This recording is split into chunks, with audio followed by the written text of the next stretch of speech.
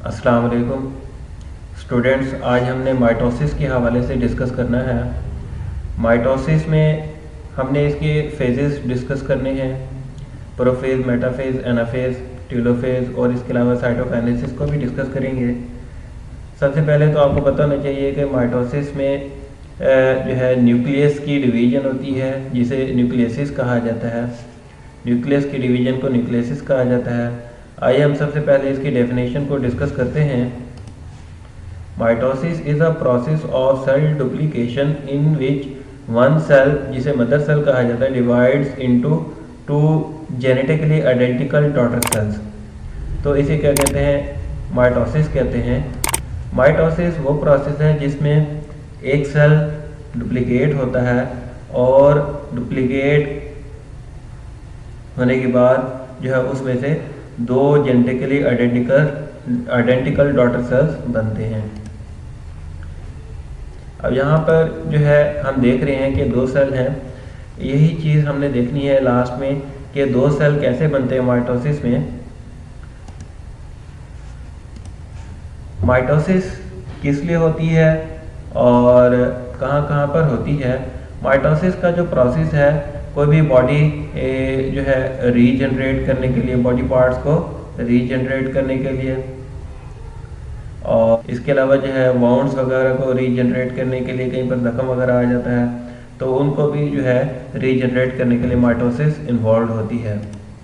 इसके हवाले से हम डायग्राम देखते हैं। ये देखें, ये वाउंड है बॉडी पर, ह्यूमन बॉडी पर। तो ये जो रीजनरेट होगा वो किस वजह से होगा? माइटोसिस की वजह से होगा।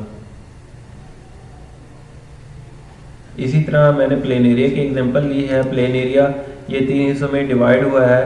3 हिस्सों में जब हम इसे डिवाइड करेंगे तो ये दोबारा हूबहू उसी तरह का ही प्लेन एरिया बन जाएगा।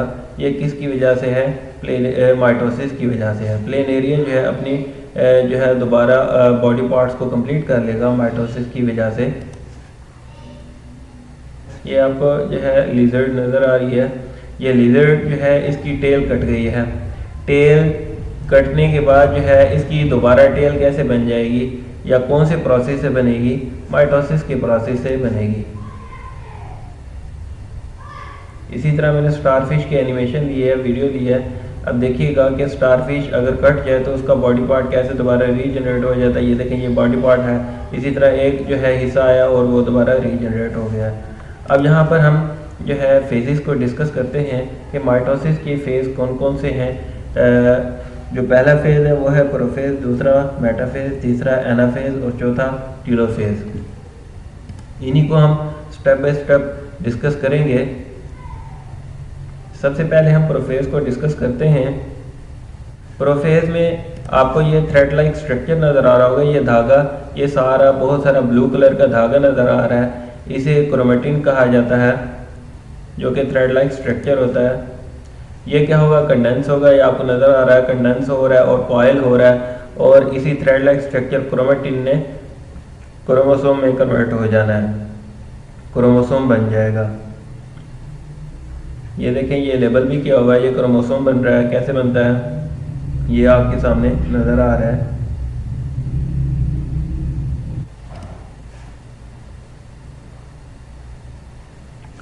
अब जो है क्रोमोसोम का हम स्ट्रक्चर देखते हैं। आपको क्रोमोसोम का जो स्ट्रक्चर है यहाँ पर नज़र आ रहा है कि काइनेटोकोर और सेंट्रोमियर, जो ये यहाँ पर मैंने काइनेटोकोर जो है दिखाया हुआ है, आप देख सकते हैं। ये काइनेटोकोर है और इस साइड से भी काइनेटोकोर है। काइनेटोकोर का काम क्या है कि ये स्पिंडल फाइबर्स को अपने साथ जोड़ लेता है, स्पिंडल फाइबर्स को अपने साथ जोड़ लेता है। और सेंट्रोमियर क्रोमोसोम के दरमियान में पाई जाने वाली प्रोटीन है जो दो सिस्टर क्रोमेटिड को आपस में जोड़कर रखती है। ये देखें, ये आपको जो है नज़र आ रहा है ये। और ये देखें, ये सेंट्रोमियर है, ये ग्रीन कलर की। अब जो है ये यहाँ पर जो है सेंट्रियोल्स पहले दो होते हैं। एक सेल को हम डिस्कस करेंगे। एक सेल में जो है दो सेंट्रियोल्स होते हैं और अगर कलेक्टिवली हों तो उन्हें, मतलब दो इकट्ठे उनको पढ़ें तो सेंट्रोसोम पढ़ते हैं। और ये जो है क्या होते हैं? डुप्लीकेट होते हैं। डबल हो जाते हैं। पहले कितने होते हैं, 2 होते हैं, 2 से क्या हो जाते हैं, 4 हो जाते हैं। ये एक सेल में 4 हो गए और इसी तरह दूसरे सेल में भी क्या हो जाते हैं, 4 हो जाते हैं। और ये कहाँ पर पाए जाते हैं, न्यूक्लियस की मेम्ब्रेन के बाहर पाए जाते हैं। और ये देखें, ये न्यूक्लियोलस है, न्यूक्लियोलस जो है प्रोफेज में ही जो है क्या हो जाता है, डिसअपेयर हो जाता है। और इसी तरह न्यूक्लियर मेम्ब्रेन भी डिसअपेयर हो जाती है। अभी आपको नज़र आएगा कि जो न्यूक्लियर मेम्ब्रेन है, ये न्यूक्लियस की ये मेम्ब्रेन ये भी क्या हो जाएगी, डिसअपेयर हो जाएगी।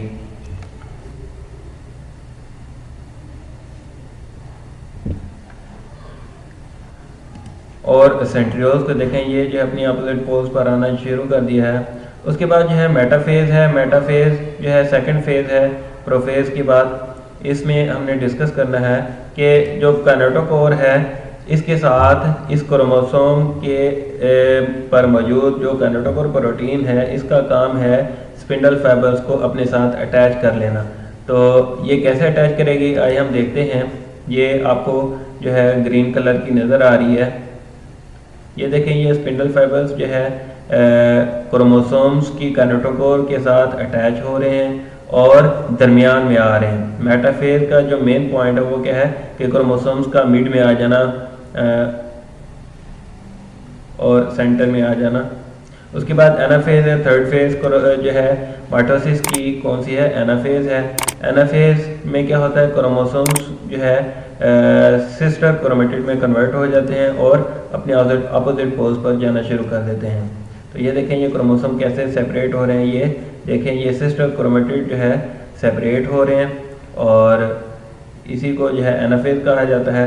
ये जो है क्यों जो है अब अपोजिट पोल्स पर जाना शुरू कर देते हैं, ये किस वजह से, क्योंकि जो स्पिंडल फाइबर्स हैं, ये धागोनुमा स्ट्रक्चर आपको नजर आ रहे हैं, यही स्पिंडल फाइबर्स कहलाते हैं। ये स्पिंडल फाइबर्स क्या होते हैं, कॉइल होते हैं, बल खाते हैं। बल खाने की वजह से ये जो स्पिंडल फाइबर्स हैं छोटे होने शुरू हो जाते हैं, जिसकी वजह से जो सिस्टर क्रोमेटिड हैं वो सेपरेट हो जाते हैं। किस जगह से, सेंट्रोमेयर वाली जगह से सिस्टर क्रोमेटिड में कन्वर्ट हो जाते हैं और सेपरेट हो जाते हैं। क्रोमोसोम्स सेंट्रोमेयर वाली जगह से सेपरेट हो जाते हैं और जो है अपने अपोजिट पोल्स पर जाना शुरू कर देते हैं। ये आपको नज़र आ रहा है, अपोजिट पोल्स पर चले गए हैं। और उसके बाद जो है चौथी फेज़ है टीलोफेज। टीलोफेज में हमने देखना है कि ये जो स्पिंडल फाइबर्स हैं वो क्या हो गए हैं, ख़त्म हो गए हैं और जो क्रोमोसोम्स हैं वो दोबारा जो है ओपन होना शुरू हो गए हैं और न्यूक्लियर मेम्ब्रेन जो है दोनों के जो है अपोजिट पोल पर जो क्रोमोसोम गए थे उनके बाहर जो है न्यूक्लियर मेम्ब्रेन बन गई है और 2 सेल जो है बनना शुरू हो गए हैं।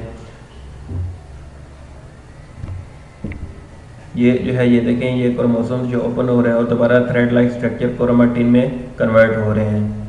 फिर उसके बाद साइटोकाइनेसिस है। साइटोकाइनेसिस हम 2 तरह के जानदारों में डिस्कस करेंगे, प्लांट्स में भी डिस्कस करेंगे और एनिमल्स में भी डिस्कस करेंगे। कैसे होती है साइटोकाइनेसिस, आइए हम देखते हैं।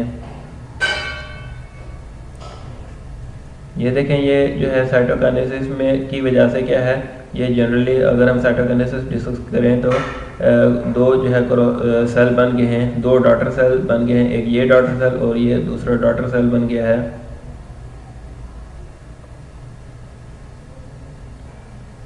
फिर उसके बाद है cytokinesis in animal. Cytokinesis in animal जो है, ये देखें, ये दरमियान में फ्लोरोक्लेवेज बन गया। फ्लोरोक्लेवेज की वजह से जो है ऐसे 2 सेल्स क्या हो गए हैं, सेपरेट हो जाते हैं, अलग हो जाते हैं। क्योंकि साइटोप्लाज्म जो है डिवाइड होता है और जो सेल मेम्ब्रेन है सेल की वो भी डिवाइड हो जाती है और जो सेल हैं वो 2 डॉटर सेल में कन्वर्ट हो जाते हैं। इसी तरह हम साइटोकाइनेसिस प्लांट में पढ़ते हैं। ये देखिए, गोल्जी वेसिकल्स दरमियान में जो है अकोमुलेट होते हैं, जिसकी वजह से क्या हो जाती है, क्लीवेज होना शुरू हो जाएगी और जो सेल मेम्ब्रेन है वो डिवाइड हो जाएगी। और इसी तरह प्लांट्स में भी जो है 2 सेल बन जाएंगे। तो 2 सेल ये डॉटर सेल कहलाएंगे, ये एक डॉटर सेल और ये दूसरा डॉटर सेल। तो ये जो है हमने माइटोसिस डिस्कस की है। आज का हमारा टॉपिक जो है माइटोसिस कंप्लीट हुआ। दोबारा हम नए टॉपिक के साथ मिलेंगे। अब तक के लिए इतना ही। अपना ख्याल रखिएगा। अल्लाह हाफिज़।